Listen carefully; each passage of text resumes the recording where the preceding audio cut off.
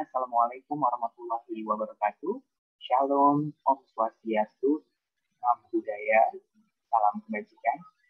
Halo, apa kabar mahasiswa dan mahasiswi Universitas Bina Sarana Informatika, khususnya Prodi Ilmu Komunikasi. Semoga Anda semua dalam keadaan sehat selalu dan senantiasa produktif berkarya dari hari-hari. Pada pertemuan 6 di mata kuliah Public Speaking 2, jumpa lagi dengan saya, dosen pengampu mata kuliah Public Speaking 2, yaitu Rofikal Muntaha Mediala, Esot MIKOM, akan membahas tema baru, yaitu tentang sikap dan gerak di depan kamera. Baik, izinkan saya share screen terlebih dahulu materi kita pada pertemuan 6 hari ini.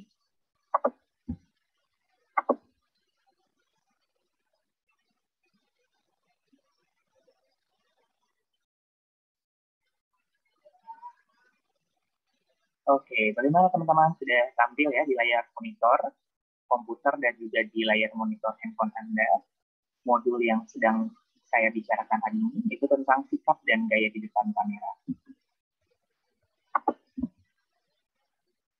Sebelum kita tampil sebagai announcer atau news anchor ataupun newscaster, di depan kamera ada beberapa hal yang perlu Anda perhatikan. Pertama adalah menyiapkan diri sebelum tampil. Upayakan agar postur Anda terlihat maksimal dan profesional oleh penonton di mana saja, terutama di rumah. Pertama adalah posisi kepala diletakkan dalam posisi tegak, diam dan tenang, ya. Kemudian mata berbinar dan menatap langsung dengan penuh keyakinan ke arah lensa kamera. Karena ingat, Anda sebenarnya berbicara kepada banyak orang, walaupun Anda tidak melihat secara kasat mata orang yang menonton Anda, tetapi ketika Anda melihat ke kamera, berarti Anda berupaya untuk berbicara bukan untuk Anda diri sendiri, tapi untuk orang banyak yang akan menonton Anda nanti. Kemudian wajah harus dipersiapkan terlihat tenang dan jangan tegang, jangan nervous, gitu ya. Kemudian bahu benar-benar rileks, tegak, dan bidang tidak gelisah bergerak-gerak, gitu ya, seperti layaknya orang canggung. Kemudian tangan tersusun dengan rapi dan tertib, tidak bergerak ataupun melambai. Biasanya posisi tangan berada di atas meja, kemudian usahakan tangan tetap diam pada tempatnya. Lalu suara pastikan akan dapat berfungsi dan berbunyi secara optimal, seperti yang sudah kita pelajari di pertemuan 3 kemarin tentang bagaimana memproduksi suara yang penuh kepribadian, yaitu speech personality. Dan pernapasan yang harus kuat dan teratur. Jangan terlihat terengah-engah dan jangan terlihat letih saat membacakan berita di depan kamera. Beginilah kira-kira posisi atau sikap yang profesional ketika Anda berada di depan kamera. Ketika Anda menyadari bahwa Anda disorot setengah badan, berarti kira-kira seperti inilah posisi yang tepat. Ketika Anda disorot full body atau seluruh tubuh, kira-kira beginilah posisi yang tepat. Dan ini juga ketika full body tapi dengan sikap duduk, beginilah sikap duduk yang tepat bagi yang perempuan. Dan ini ketika Anda sedang memandu acara yang konsepnya adalah talk show atau gelar bicara, kira-kira seperti inilah yang tepat posisinya. Nah, selain itu, Anda juga harus mempertimbangkan dengan teknik mikrofon atau kenyamanan kamera saat menyorot Anda untuk berbicara di depan publik. Kesalahan yang dihindari dari pembawa acara dalam penggunaan mikrofon adalah sebagai berikut. Pertama, kebanyakan lupa untuk memakai clip-on mikrofon sebelum performance. Biasanya clip-on itu akan diletakkan di tengah baju, ya. Kemudian diposisikan supaya tidak berada di balik baju tebal, karena nanti akan mempengaruhi suara Anda akan terlihat mendem, gitu ya. Kemudian meninggalkan set setelah performance atau saat break, tapi lupa menanggalkan mikrofon dan dalam keadaan sound. Jadi kadang-kadang juga terjadi pada pembawa acara atau newscaster ya. Padahal kameranya belum off, tapi sudah meninggalkan set setelah performance atau saat break atau sedang tidak komersial, lupa untuk melepaskan mikrofon dalam keadaan off. Ya. Kemudian membuat suara-suara berisik di dekat mic yang sedang on, berpindah dari range atau wilayah tempat suara mikrofon, dan lupa mengarahkan mic yang dipegang di tangan dari reporter ke narasumber.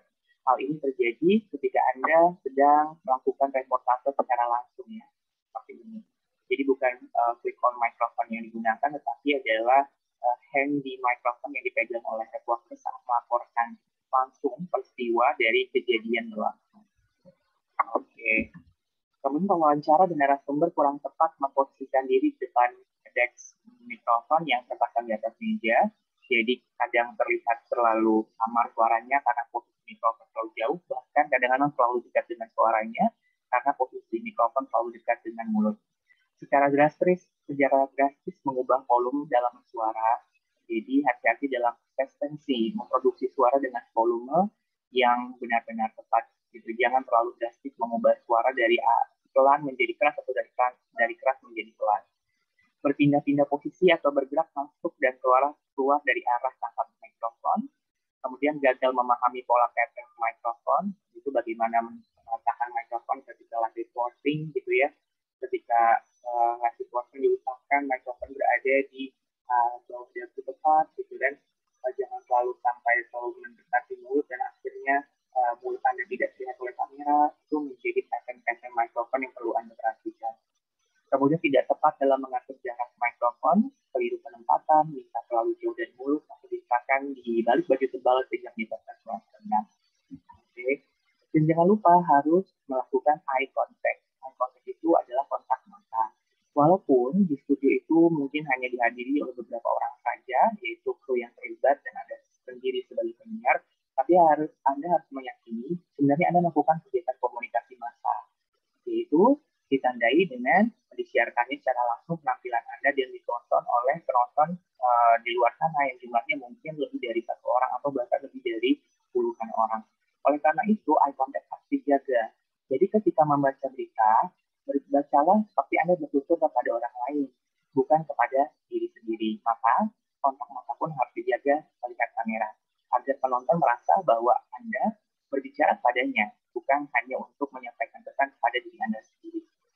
Gitu ya. Itulah yang disebut sebagai cue light. Jadi setiap nanti live ada kamera yang menyala, itu cue light yang menandakan berarti mata Anda harus fokus kepada lampu yang menyala di kamera itu. Dan fokuskan tatapan Anda kira-kira 30 cm di belakang lensa kaca karena sesungguhnya di sebelah pemirsa berada. Kemudian mimik dan gesture juga harus efektif karena mimik dan gesture itu termasuk lambang komunikasi nonverbal. Jadi lambang komunikasi nonverbal itu adalah lambang komunikasi yang sifatnya tidak tersurat tapi tersirat. Maksudnya tidak diekspresikan secara nyata seperti layaknya komunikasi verbal yaitu kata-kata, tetapi dari raut muka mencerminkan lambang komunikasi tertentu atau pesan komunikasi tertentu. Oleh karena itu, Anda harus menjaga mood Anda secara stabil supaya tetap terlihat prima dan profesional ketika sedang bekerja di depan kamera. Jadi wajah itu merupakan cerminan emosi kita yang akan melampiaskan sifat keterbukaan Anda ataupun sifat ketertutupan Anda kepada halayak. Biarkan wajah Anda terlihat tenang dan jagalah agar otot wajah Anda tidak tegang.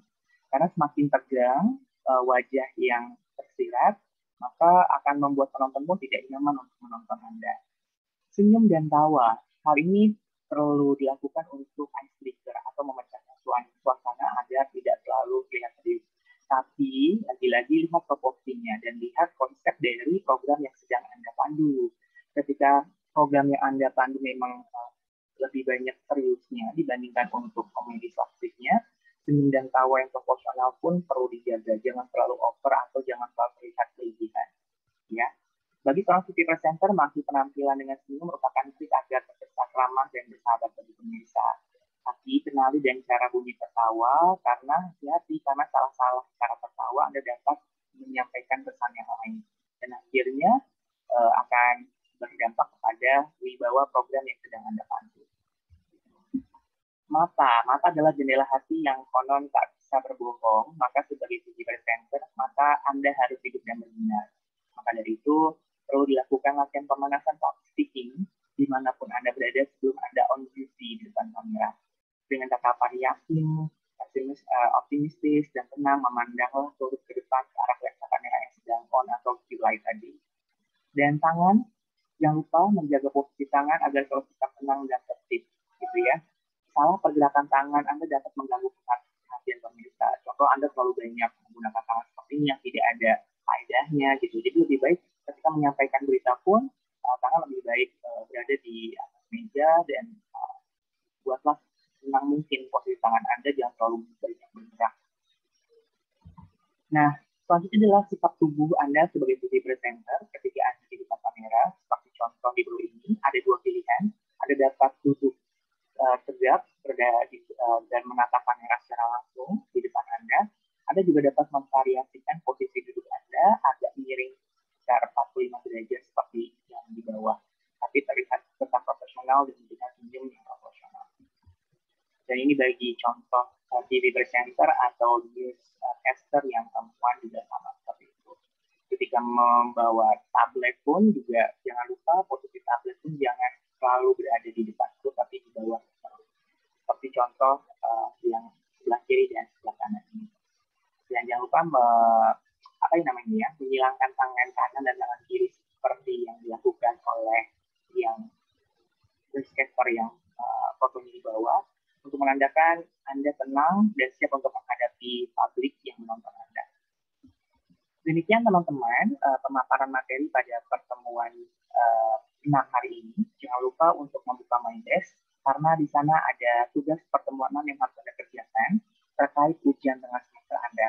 Jadi mulai minggu ini Anda diperlukan untuk membuat naskah berita yang cukup minimal 3 menit sampai dengan 5 menit yang akan Anda praktekkan dan akan Anda buat videonya terkait penilaian di tengah semester. Jadi silakan baca ketentuan tugas pertemuan 6-nya baik-baik dan buatlah naskah berita yang mencukupi durasi sekitar 3 sampai dengan 5 menit. Jadi siapkan kira-kira banyak minimal 3 berita untuk dibawakan nanti. Terima kasih atas waktu dan perhatiannya. Mohon maaf jika ada salah kata dan perbuatan selama menerangkan materi. Sampai berjumpa di konferensi nanti. Assalamualaikum warahmatullahi wabarakatuh.